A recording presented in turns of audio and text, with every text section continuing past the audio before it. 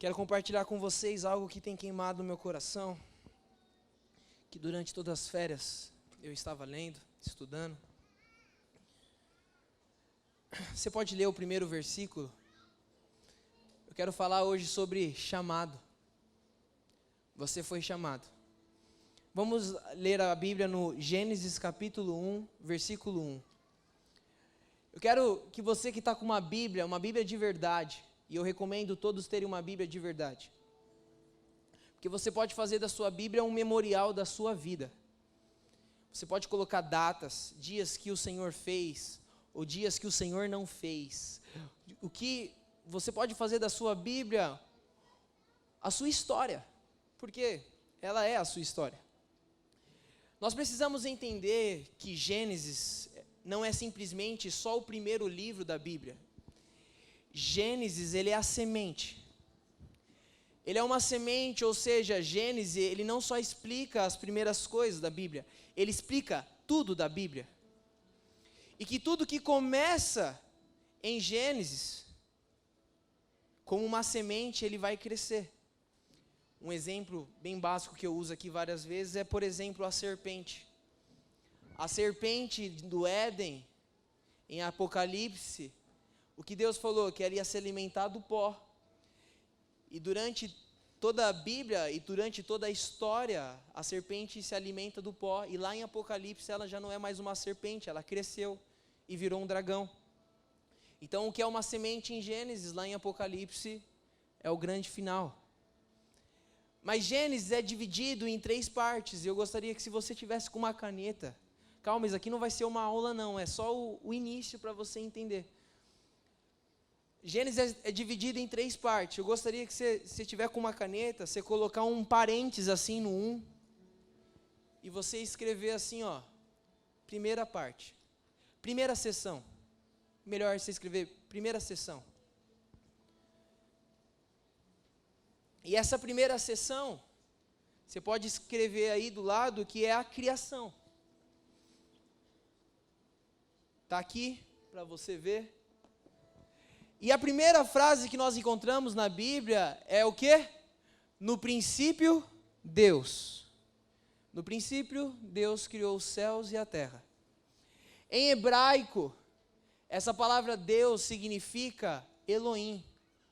Porque a primeira maneira como o Senhor se manifestou para nós foi como Criador.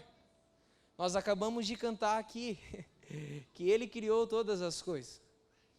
E quando Deus ele nos fez, ou seja, nós éramos criaturas de Deus, Deus ele tinha um desejo. O desejo de Deus é que você expressasse Ele. É que quem visse você, Marcelo, visse Deus. Por isso ele diz em Gênesis 1, capítulo 1, versículo 26, façamos o homem segundo a nossa imagem. Para que quando alguém olhasse para você, enxergasse Deus. E o outro desejo dele é que você representasse ele aqui na terra. Com o quê? Com domínio. Por isso ele diz, depois de façamos o homem segundo a nossa imagem, ele diz, e o homem domine sobre tudo.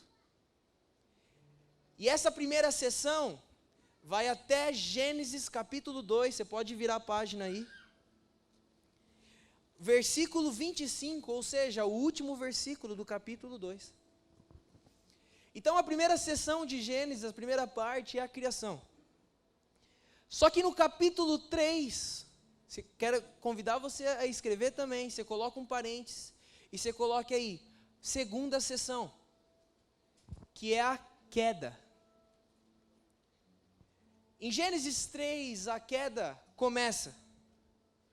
Mas tem gente que pensa que o homem caiu em Gênesis 3, e é verdade.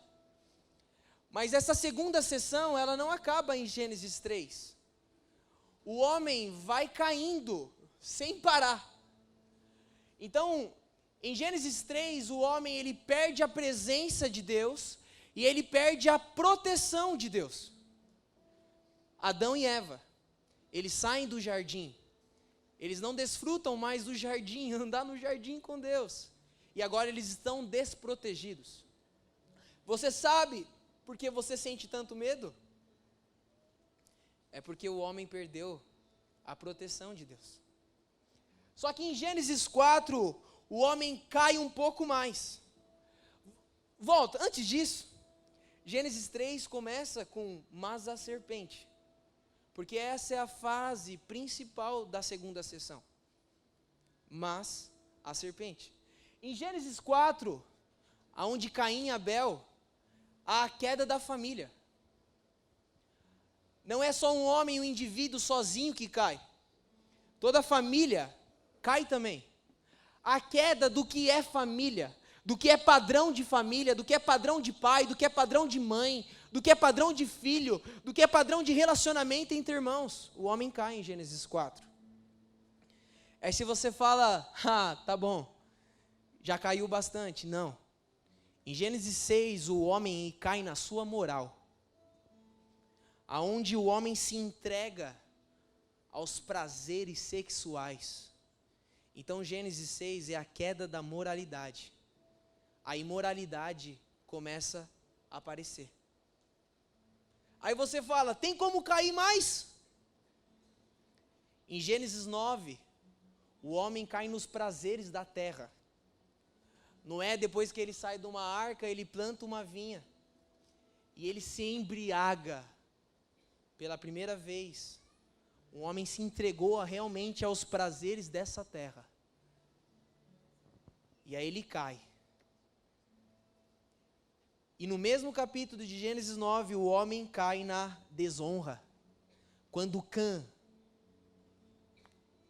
seu filho Cã, vê Noé bêbado, nu, embriagado, os versículos estão aí. Ele desonra o seu pai. Como que pode Cã desonrar Noé, o homem que construiu a arca? É porque a gente é assim. Quando um homem erra, a gente esquece todo o passado que ele faz. E só se concentra no erro dele. E outra coisa, como que pode um homem desonrar Cã? E às vezes eu posso ficar triste porque alguém está me desonrando. Como que pode alguém desonrar Noé, aquele que fez a arca? É porque na medida que o tempo passa, o extraordinário vai se tornando normal. O principal inimigo da honra é a convivência. Sabe quando você chega na sua célula e você vê seu líder e se fala, nossa, eu vou honrar esse cara, mas daqui a pouco ele vai se tornando normal. O seu pai, você vai conhecendo, você vai crescendo, você vai vendo os erros do seu pai. E aí em Gênesis 9, o homem cai na desonra. Só que, tem como cair ao mas? Tem. Eu que mudo aqui. Pode mudar para mim, Jane? Não, eu mudo aqui, peraí. Eu vou insistir aqui. Tô chique hoje, peraí. Queda ao máximo. Em Gênesis 11, o homem se supera. Como ele se supera? Ele caiu tudo que alguém podia ter caído. Nós chegamos na Torre de Babel. Babel que significa confusão. Eu estou te dando um convite, não sei se você percebeu, mas eu estou te dando um convite para você ler a Bíblia. Inclusive, será muito importante você ler Gênesis, do 1 ao 12, nesses noites quentes. Em Babel, o homem exalta a si mesmo. Ele constrói uma torre para exaltar a si mesmo. Em Babel, o homem constitui nação. Ele inventa nação, por quê? Porque antes disso, Deus dominava sobre tudo nessa terra, Dani. Deus era o grande presidente. Mas agora o homem inventa a nação para falar o seguinte, a gente precisa de um domínio. Porque a gente não quer mais o reinado de Deus. Então, nação, quando o homem construiu nação, ele estava falando assim, Deus, nós não queremos estar debaixo da tua autoridade. E principalmente, e por fim, o homem em Babel, ele faz ídolos para si. E a gente não acredita, pessoal. Mas por trás de todo ídolo, tem demônio. Não é só por trás do ídolozinho lá de madeira, não. Por trás de tudo aquilo que você idolatra, tem demônio. Demônio que te prende, demônio que te segura. Eu estava falando para o meu pai hoje, como que o futebol é um ídolo para muita gente. Por quê? Como pode ser uma coisa tão besta ser um ídolo? Porque é onde o homem que se sente frustrado no futebol, ele acha que ele é alguma coisa. Então o ego dele sobe. E ali o futebol se torna um ídolo no coração dele. E ali tem demônios. O celular, a internet. Hoje eu estava fazendo fisioterapia, meus irmãos. Estava lá com meu pai e com o fisioterapeuta. Chegou uma mulher que ia ser atendida depois de mim. Mano, aquela mulher chegou, a coxa dela eu acho que dava 3 da minha, assim. Das minhas 2 juntas. O queixo dela daquele jeito de que já não parece mais uma mulher. E tem gente que acha bonito, mas se você acha tudo bem. Os braços fortes, trincados. O peito some. Não há mais um corpo de mulher ali, é um corpo. E aquela mulher chegou para o fisioterapeuta e falou assim: desse jeito, o meu instrutor de academia falou que eu preciso aumentar todas as cargas, porque eu estou flácido, eu estou sem força. Eu olhei assim, olhei para minha perna, falei: meu Deus do céu. Cega. Sabe por quê? Demônio. Demônio da idolatria do corpo. Não enxerga. Sabe, isso é muito sério. Porque pensando nisso, a gente pensa que é normal. Algo que me segura. Não é o caso de hoje, mas deixa eu falar uma coisa para você. A sua família pode ser um demônio. Não é a história, não é o que eu quero falar hoje, mas... Então, o homem caiu ao máximo. Vocês concordam comigo? A serpente corrompeu o homem por inteiro. O homem caiu em todas as áreas da onde ele poderia cair. Então você coloca Gênesis 3, a segunda sessão começa em Gênesis 3, e ela vai acabar só lá em Gênesis 11, versículo 9. Você pode colocar aí?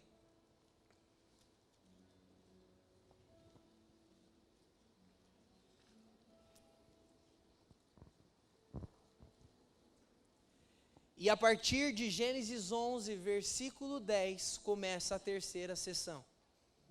Que é a terceira sessão. Caramba, Guilherme, que bagulho enrolado, meus irmãos, daqui a pouco nós vamos entrar. A terceira sessão é a sessão principal. É a sessão que atrai meu coração. É a sessão que faz meu coração bater. É a sessão dos chamados. E a terceira sessão, ela tem como frase principal... Ela começa em Gênesis 11, versículo 10, mas a sua frase principal está em Gênesis 12, versículo 1. Você pode ler? A primeira frase fala assim: então o Senhor disse a Abraão. Então o Senhor chamou a Abraão. Esse Senhor, no hebraico, significa Jeová. Deus que quer se relacionar com o homem. Guilherme, tá bom.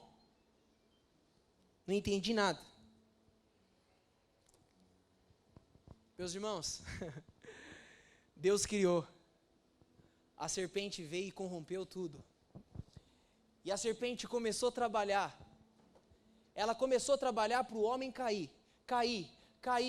E a serpente lá trabalhando, e agora eu quero que você imagine a conversa de Deus com a serpente. Deus chega para a serpente e fala assim: e aí, terminou? Sim, fui no máximo, o máximo que eu consegui, fiz o homem cair ao máximo. Aí Deus fala assim: então agora você me dá licença, porque eu vou colocar meu plano novamente em prática. E eu vou chamar os meus chamados. Aí a serpente fala assim: é impossível. Eu já deturpei totalmente aquilo que você criou. Você sabia que Satanás não cria nada? Tudo que Deus fez, Satanás pega, deturpa e transforma como uma tragédia. Deus fez o sexo, o homem deturpou, fez uma tragédia. Deus fez a família, Satanás pega, deturpa. Então Satanás olhou para Deus e falou assim: é impossível você colocar o seu plano novamente em prática, porque eu já deturpei tudo.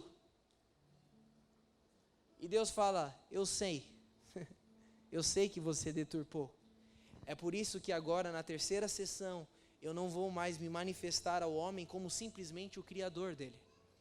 Eu não vou mais me manifestar como o Elohim. Eu vou me manifestar ao homem como Jeová. Porque agora eu vou precisar ter um relacionamento com o homem. Se você foi ao máximo, Satanás, eu vou muito mais. E a terceira sessão é os 39 capítulos e meio. 38 capítulos e meio. Até Gênesis 50 fala da terceira sessão dos chamados. Então, se a gente fosse resumir Gênesis, a gente resumiria Gênesis assim, ó. Elohim criou, mas a serpente corrompeu. Por isso Jeová chamou. Elohim criou, a serpente corrompeu. Por isso Jeová chamou. Sabe, meus irmãos? Quanto mais a serpente corrompeu o homem, presta atenção no que eu vou te falar. Quanto mais a serpente corrompeu o homem, quanto mais a serpente catou o pescoço do homem, foi afundando e foi pisando, mais romântica, mais linda se tornou a nossa história com Deus. Meus irmãos, se você puxar na sua memória, você vai provavelmente notar que Satanás fez você cair ao máximo. Provavelmente todos aqui passaram por todos os processos da queda. A presença, a proteção, a queda da família, a queda da moralidade, a queda da desonra, a queda da exaltação e a queda de uma vida endemoniada. Não é lindo? Isso me faz ter vontade de chorar. Porque o Senhor me chamou quando eu estava totalmente caído. Não caí um pouquinho, não. Não caí lá em Gênesis 3. Eu caí por completo, Biel. E o Senhor nos chamou. Quanto mais o homem caía, quanto mais a serpente achava que estava vencendo, o Senhor olhava e falava: nossa, mais lindo vai ser o meu plano para a vida dele. Mais romântica vai ser a nossa história. Você já viu a história de um herói? Sempre começa com alguém perdendo, quase morrendo. Essa é a nossa história. Nós fazemos parte da terceira sessão dos chamados.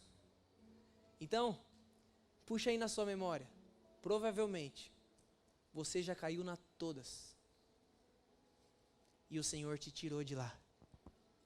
Ou hoje você ainda encontra-se caído. E essa noite o Senhor está te chamando. O Senhor está te chamando. Mas quem o Senhor chamou? Com certeza esse cara não estava incluído nessa podridão. Não é possível. Não é possível, Cauê, que o Senhor chamou um cara que estava totalmente incluído nessa podridão. Porque ele chamou Abraão. Vamos ler Gênesis 11, versículo 27. Gênesis 11, versículo 27 fala assim: esta é a história da família de Terá. Terá gerou Abraão, Naor e Harã. E Harã gerou Ló. Harã morreu em Ur dos Caldeus. Eu quero que você grife Caldeus. Semana que vem, provavelmente, nós vamos entender melhor isso. Mas vamos continuar aqui. Sua terra natal, quando ainda vivia Terá, seu pai. Tanto Abraão como Naor casaram-se. O nome da mulher de Abraão era Sarai. O nome da mulher de Naor era Milca. Essa era filha de Harã, pai de Milca e de Isca. Ora, Sarai era estéril, não tinha filhos. Terá tomou seu filho Abraão, seu neto Ló, filho de Harã, sua nora Sarai, mulher de seu filho Abraão, e juntos partiram de Ur dos Caldeus para Canaã. Mas ao chegarem a Harã, risca Harã também. Aqui Harã não é o nome do irmão dele, mas é o nome da cidade que eles colocaram. Semana que vem nós vamos entender sobre isso. Chegaram em Harã e ali ficaram. Só que Gênesis 12 começa assim: então, eu quero que você leia alto esse versículo, não importa a sua versão. Vamos lá? 1, 2, 3 e... Então o Senhor disse a Abraão: sai da sua terra, do meio dos seus parentes e da casa de seu pai, e vai para a terra que eu lhe mostrarei. Gênesis 12, o Senhor chama, Rodrigo, o primeiro chamado. O primeiro homem chamado é Abraão. Como nós podemos ver isso? Nós podemos ver isso em Mateus capítulo 1, versículo 1, que diz assim, eu ia abrir aqui, mas acredite em mim, depois você lê na sua casa, fala assim, Mateus capítulo 1, versículo 1, fala assim, esta é a genealogia de Jesus Cristo, filho de Davi, filho de Abraão.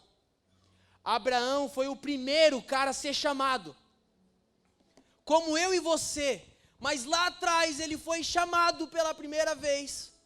Eu gostaria que você lesse aqui comigo, Romanos capítulo 4, você não precisa abrir, porque eu estou muito zica, e eu tenho aqui, Romanos, o Luquinhas colocou, porque ele é top, Romanos capítulo 4, versículo 16, diz assim, portanto a promessa vem pela fé, para que seja de acordo com a graça e seja assim garantida toda a descendência de Abraão, não apenas os que estão sob o regime da lei, mas também aos que têm a fé que Abraão teve.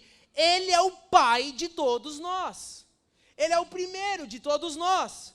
No versículo 17 ele fala, como está escrito, eu constituí pai de muitas nações, ele é o nosso pai aos olhos de Deus, em quem creu.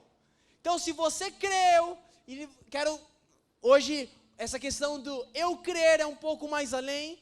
O Deus que dá vida aos mortos, eu e você, e chama à existência coisas que não existem, como se existissem.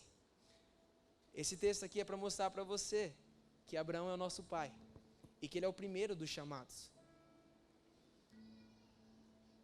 Guilherme, e qual foi o papo que Deus teve com Abraão? Porque para Abraão, Deus deve ter falado um papo muito louco com ele.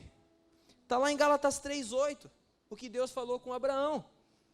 Prevendo a Escritura, que Deus justificaria os gentios pela fé, anunciou primeiro as boas novas a Abraão. Por meio de você, todas as nações serão abençoadas. Ou seja, qual que foi a conversa de Deus com Abraão?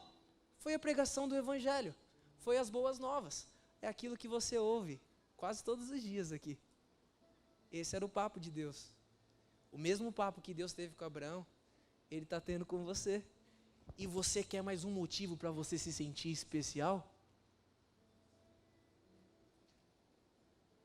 Ou o seu motivo para se ver como uma vítima é maior do que isso? Esse era o papo de Deus com Abraão. Ele veio trazer boas notícias, Abraão. Você pode repetir? O Senhor veio trazer boas notícias para mim. E aonde Abraão estava? Eu desenhei num caderninho para mostrar para vocês. Lu, tá aqui?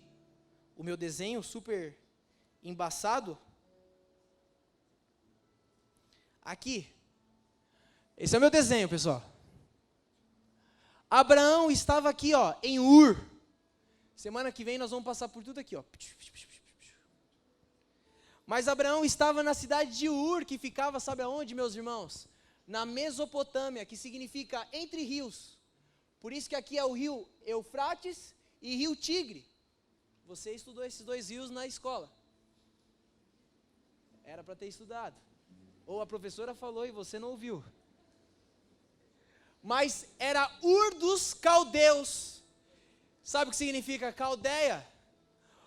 Lugar de demônios. Onde Abraão estava quando Deus chamou ele? Abraão não estava dentro de um prédio. Abraão não estava no monte orando. Abraão estava no lugar de demônios. E o Senhor, mais para frente, o Senhor apareceu para Abraão em Ur, que significa luz. A luz de Deus brilhou para Abraão no meio do lugar de demônios. E ali, e a prova que Abraão é igual a mim e a você, até porque ele é o nosso pai. E o filho é igualzinho ao pai, não é não, meus irmãos? Eu gostaria que você lesse comigo Josué capítulo 24, versículo 2.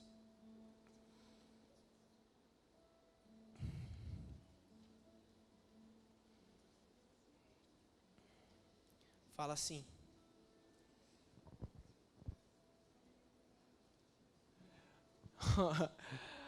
Olha isso daqui, presta atenção. Josué disse a todo o povo: assim diz o Senhor, o Deus de Israel, há muito tempo, os seus antepassados, inclusive Terá, pai de Abraão e de Naor, viviam além do Eufrates e prestavam cultos aos outros deuses. Porque eu li tudo isso daqui, é para falar para você que Abraão estava incluso na queda. Como eu e você, Abraão era igualzinho. Abraão estava no meio de demônios. Demônios seguravam Abraão. Mas Deus o chamou.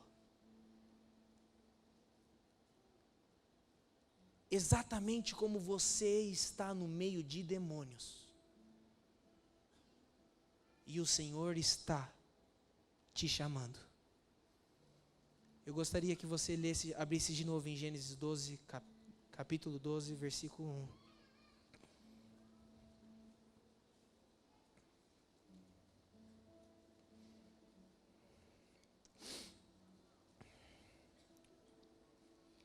Ai, ai. Vamos voltar aqui, presta atenção. Primeira sessão. Vamos lá. Primeira sessão. Segunda sessão. Terceira sessão. Chamado. Quem é o primeiro dos chamados? Aonde ele estava? Na Caldeia, um lugar cheio de demônios. E agora eu quero perguntar para vocês, tá bom, Guilherme, mas o que é ser chamado? Porque você falou que eu sou. Então eu quero saber o que eu sou. E para você ser chamado, está em Gênesis 12, versículo 1. Então o Senhor disse a Abraão: sai da sua terra, do meio dos seus parentes, e da casa de seu pai, e vá para a terra que eu lhe mostrarei. Ser chamado é sair. Olha aqui para mim. Presta atenção. Sabe o que é ser chamado? É ser salvo, Natasha. Mas eu não estou falando de ser salvo, de um dia ser chamado, morrer e esperar para ir para o céu. Porque para Deus isso nem é salvação genuína. A gente costuma falar que isso é salvação. Mas para Deus isso não é salvação. Presta atenção, olha aqui para mim. Não olha agora lá para o telão. Ser salvo. Deus nunca chegou para Abraão e falou assim, se Abraão foi o primeiro a receber as boas novas, Deus não chegou para Abraão e falou assim: Abraão, você é um chamado, espera morrer que você vai sair para o céu. Não. Tem gente que ama o céu. Mas deixa eu falar uma coisa para você, Sandra.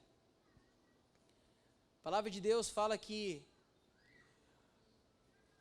não só a terra, mas quando Jesus voltar, o céu e a terra serão abalados, em Hebreus 12. A única coisa que não é abalada são duas coisas: Cristo e a igreja. Tem crente que fala que ama o céu, mas não consegue amar a igreja. Não consegue amar a vida da igreja. Fala que ama o céu, mas não ama o irmãozinho da cela.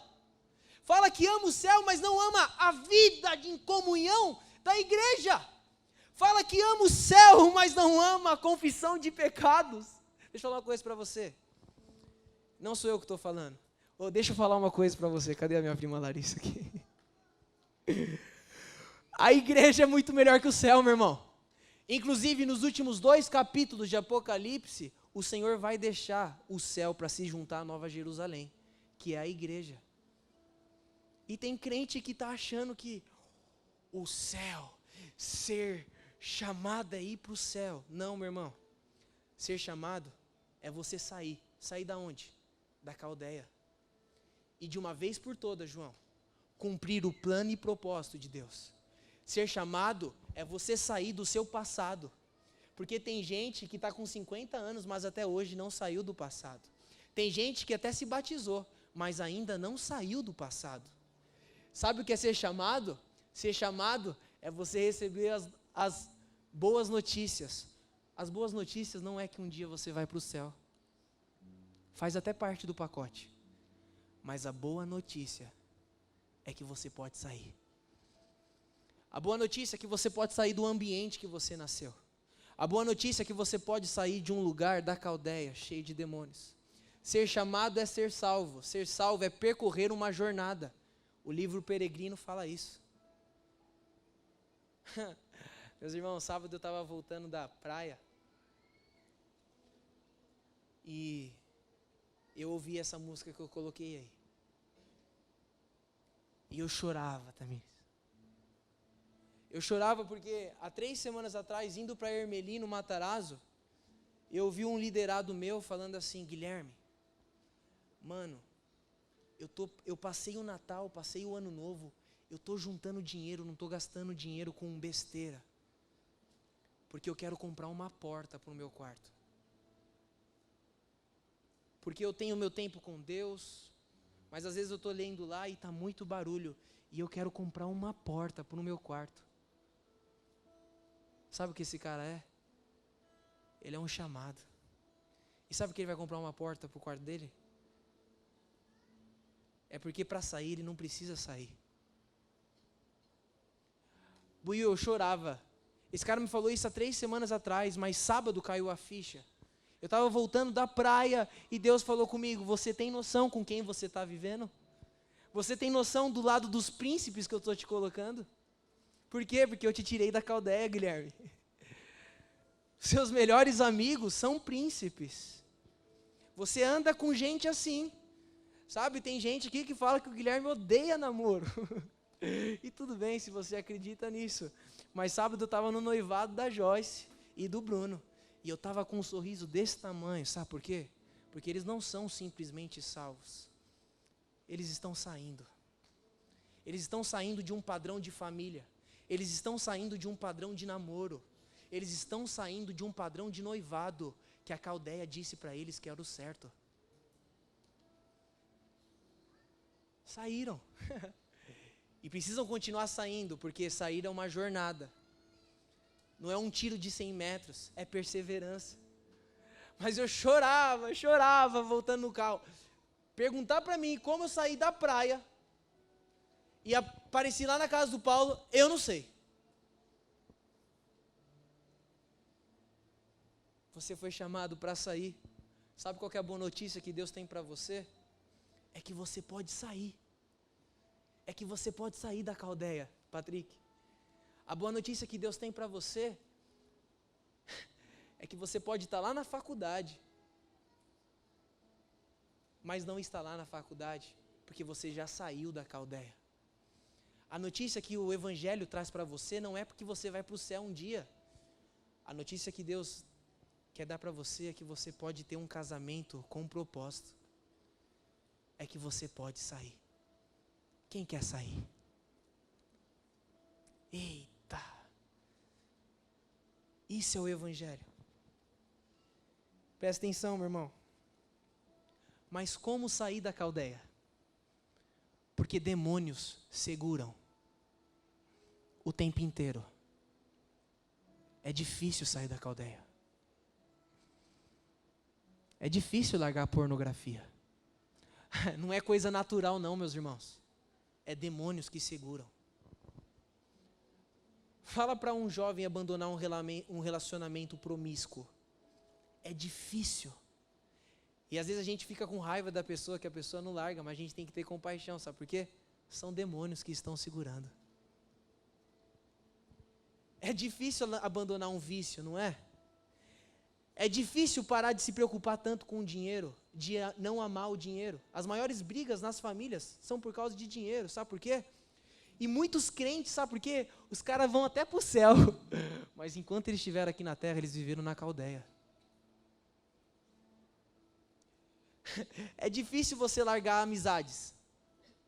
Amizades que não te levam a nada, sabe por quê? Porque eu quero te falar uma coisa. Sabe aquele teu amigo ímpio?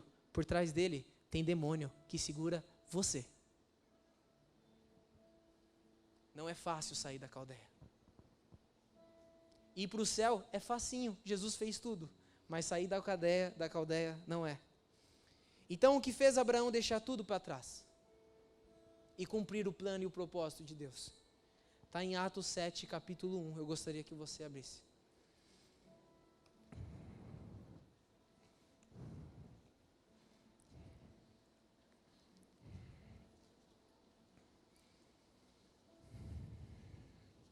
E eu já estou acabando.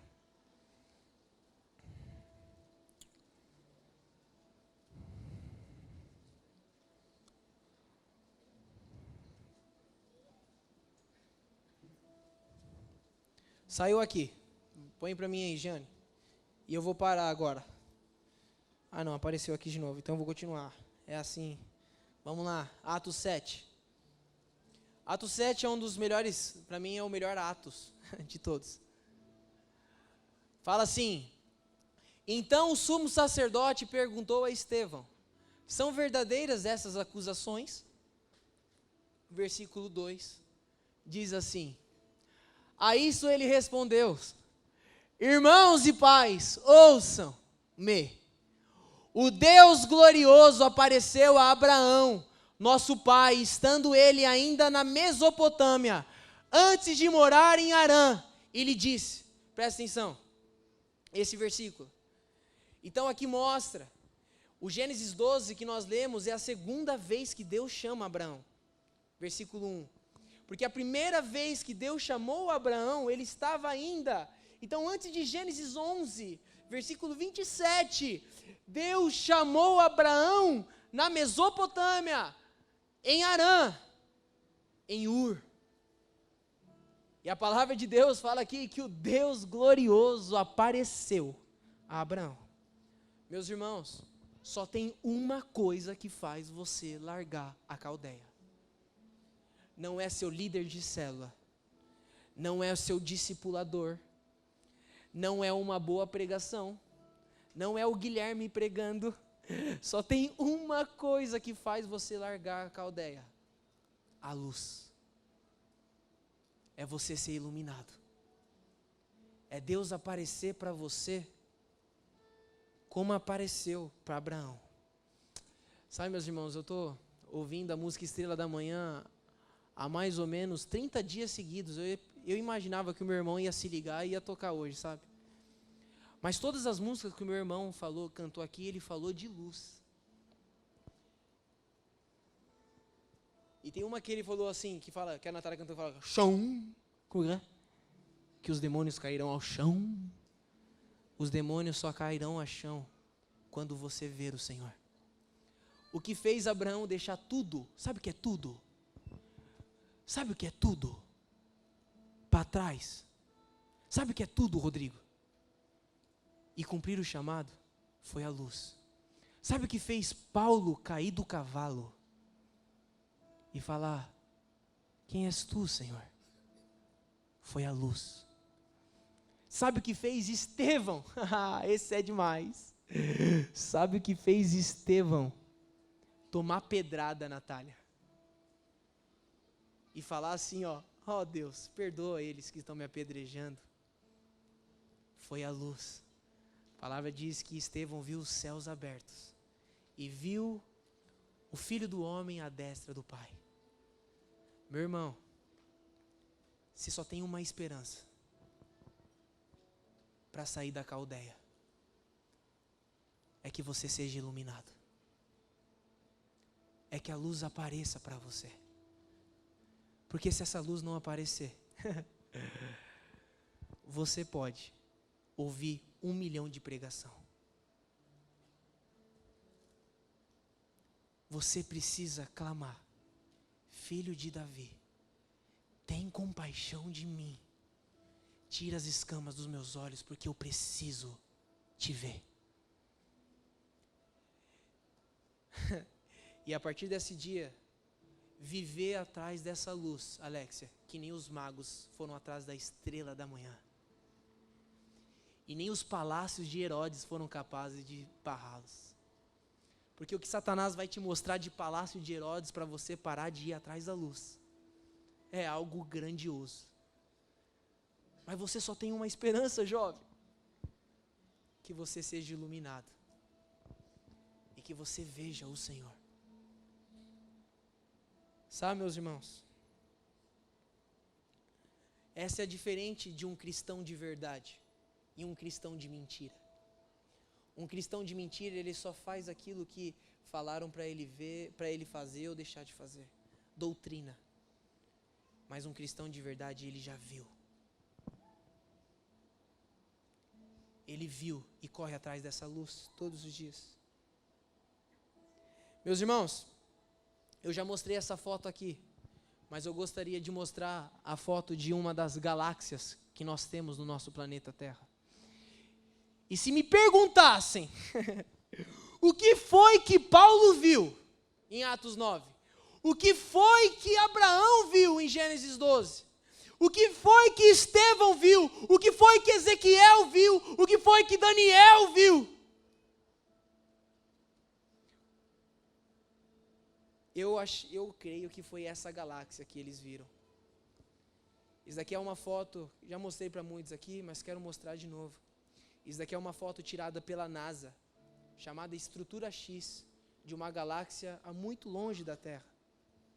Pode colocar aí para mim, Giane? Eu creio profundamente que foi isso que Abraão viu. Todas as coisas foram criadas neles, inspiradas neles. Quando eu vejo essa estrela, essa galáxia que existe, eis o Cordeiro de Deus, aquele que foi morto antes da fundação da terra. Antes da fundação da terra, ele já estava lá crucificado por mim e por você. E você se acha vítima. E você acha que você tem direito de lamber as suas feridas. E a gente, na nossa arrogância, acha que Deus esqueceu de nós. Mas sabe, meus irmãos, é isso que você precisa ver, Luiz. Pede para um cara honrar, sendo que ele não viu isso daqui. Sabe o que você precisa ver? A luz de Jesus na cruz. Porque todas as coisas foram criadas e inspiradas nele. Meus irmãos, quando você vê isso daqui, nenhuma caldeia te segura. O cansaço não te segura. Você não vai se arrastar para liderar. O pecado perde o sabor. Quando você enxergar a outra imagem, Giane, por favor. Quando você realmente enxergar, não nos seus olhos, mas no seu coração, Jesus na cruz, você não quer enxergar pornografia nenhuma. E você dirá, eu saio, eu largo, eu deixo e eu vou. Enquanto isso não acontecer, é só tentativa humana. Quando você enxergar Jesus na cruz, as suas carências não vão mais te parar. Sabe os dias que você acorda não se sentindo amado? Os dias que você enxergar as suas feridas não vão te parar. Sabe por que você ainda se vê como uma vítima? É porque talvez você só ouviu do seu líder falando que você é amado, mas que você não viu ainda no seu coração isso daqui, ó. Jesus na cruz. Você só ouviu alguém falando que ele morreu por você. Ele nos chama e ele nos mostra, ele se mostra para mim. Essa é a nossa esperança. Sabe? E eu me lembro como se fosse hoje. Porque a gente pode até esquecer de uma célula boa, a gente pode esquecer de um acampamento que foi bacana e depois virar as costas e ir embora. Mas quando a cruz aparece para a gente não esquece. Eu lembro de fevereiro de 2010. Na aula da professora Regina de Geografia, aonde eu estava com um fone, não devia estar com fone, vocês me perdoem, eu não fui um exemplo na escola. E eu estava anotando 13 nomes, Cauê, das 2 células que eu cuidava. Cuidava uma célula de 7 pessoas e outra pessoa cuidava de uma célula de 6 pessoas. E lá na minha escola, só conseguiam falar, só falavam de passar em faculdade pública. E eu estava louco para passar em faculdade pública. Estudava que nem um cão, velho. Eu estudei. Mas em fevereiro, ouvindo Nasce Mais Um Dia, o Senhor falou comigo. E Ele falou: "E aí, Guilherme, que tá assim?" Eu falei: Senhor, sabe como é, né? Tô com 2 células, mas daqui a pouco vai chegar o 3º colegial. Tô estudando aqui porque eu quero passar na USP. Aí Deus falou assim para mim: "E quem disse que eu quero que você passe na USP?" Mas eu sou bom, Senhor. Esse é o problema. Eu não estou falando aqui que você ser chamado é para você não fazer uma faculdade pública, não. Porque o meu chamado é o meu chamado, não é o seu chamado, não. Mas a partir daquele dia, eu falei: eu não sirvo para isso. Eu vou viver para cumprir o meu chamado. Esse dia eu não esqueço. Eu já era líder fazia 1 ano. Mas eu ainda estava liderando só porque alguém falou que para eu liderar. Mas eu estava liderando só porque todo mundo estava liderando. Eu falei: vamos entrar nessa história, né? Mas ali eu entendi que eu fui chamado. Não chamado para liderar, também faz parte do pacote. Mas eu fui chamado para sair da caldeia. Ali eu consegui entender que a minha escola era uma caldeia. Ali eu consegui entender que a maioria das coisas que meu olho brilhava, eu entendi e ainda estou entendendo que era só caldeia. Mas ali o Senhor brilhou para mim. Eu gostaria de chamar os ministros aqui. Você só tem uma esperança. Meus irmãos, você já parou para pensar, olha aqui, você já parou para pensar por que Jesus chegava para os discípulos e falava assim: ei, você, vem, e os caras vinham? Líder, você já fez isso na sua cela?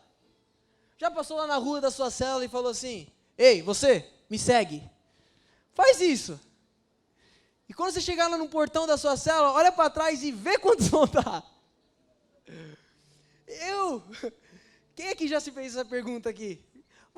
Que diabos? Que não tinha nada de diabo, né, na verdade. Por que Jesus aparecia para esses caras e esses caras deixavam o barco, esses caras deixavam o trabalho e iam seguir Jesus? A resposta está lá em Mateus capítulo 4, versículo 16. Você pode abrir?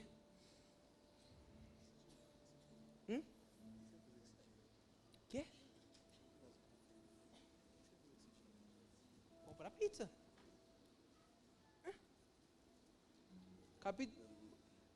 Mateus capítulo 4, versículo 16. Põe isso aí para mim? Eita.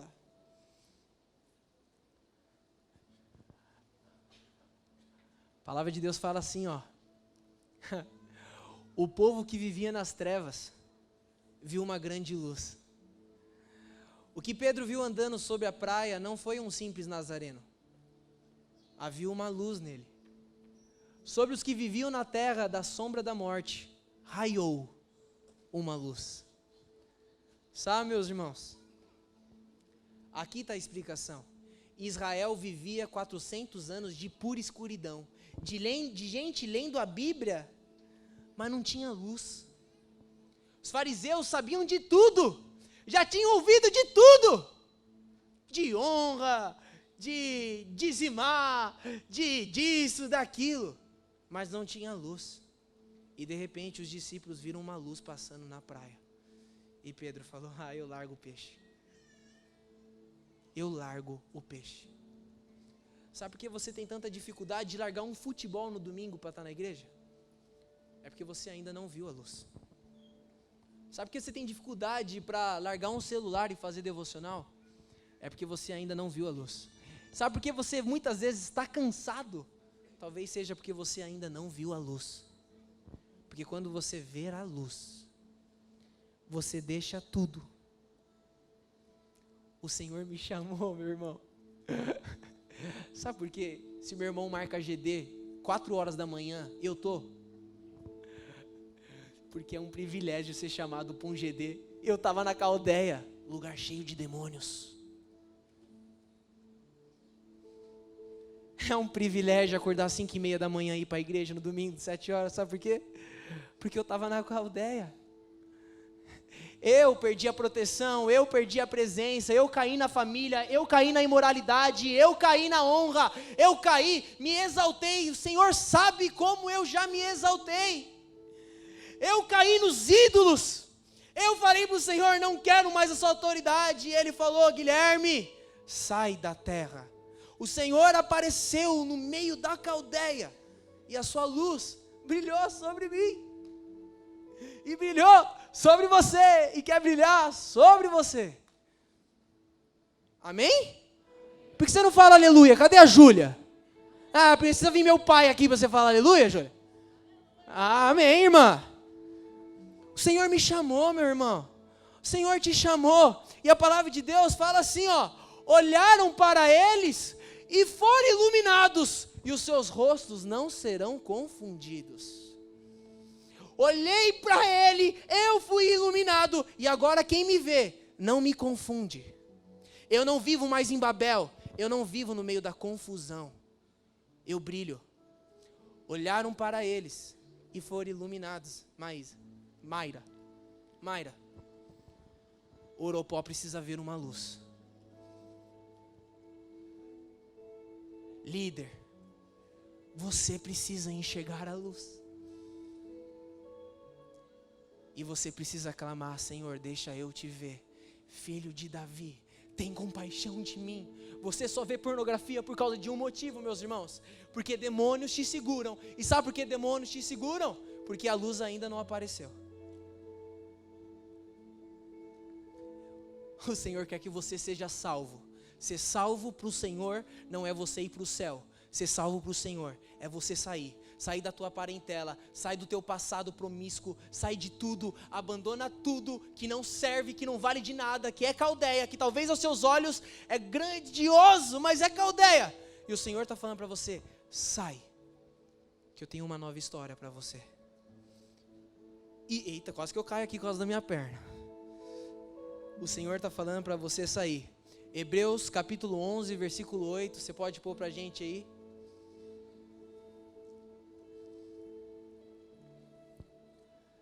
Pela fé, Abraão, quando chamado, obedeceu e dirigiu-se a um lugar que mais tarde receberia como herança, embora não soubesse para onde estava indo. Você precisa sair. Isso é ser salvo para Deus. É você sair. Você pode fechar seus olhos e se colocar em pé? Olharam para eles e foram iluminados. Se só tem uma esperança, jovem casal, ou pai de família, mãe de família, Satanás não respeita se você... Nada, deixa quieto. Você precisa sair. Você precisa, pai, ver a luz e entender que você foi chamado. Sabe, meus irmãos, olha aqui para mim. Eu lembro de eu falando para Deus, mas eu sou bom. Deus, já deu uma olhada no meu boletim? Você está pedindo para eu não fazer faculdade pública? Você já deu uma olhadinha no meu boletim, Senhor? Eu sou bom. Esse é o problema. O problema é que a gente se acha bom. Quantos pais são até bons? Olha aqui para mim, pai. Mas a sua bondade não vai fazer você tirar a sua família da Caldeia. Inclusive, eu estava conversando com meu pai esses dias, Lucas, e a gente estava conversando dos caras que abandonaram a vida da igreja. E sabe tudo quando a gente sempre terminava com uma frase, Thalita? Mano, esse cara era tão gente boa. Esse cara era tão gente boa. Puxa aí os que abandonaram. Geralmente eles são tudo gente boa. Mas o Senhor não está chamando gente boa. Um dos grandes problemas dessa terra são pais gente boas, que veem os pecados dos seus filhos e honram mais os seus filhos do que a Deus. Para não entrar em conflito com os seus filhos, eles honram mais os seus filhos do que a Deus. Eles honram mais a criatura do que o Criador. São gente boas. Eles falam algo pro seu filho, mas seu filho bate pé, ele fala assim, tá bom, não vou discutir com você, você venceu. Você ganhou. Sabe por quê? Porque eles são gente boas. Mas Deus é amor, e a gente precisa entender o que é amar de verdade. Porque fora Deus, tudo como o Caio disse, é só boa intenção. E de boa intenção, o inferno está lotado. Você precisa ser iluminado. Você precisa ser iluminado, meus irmãos. Amém?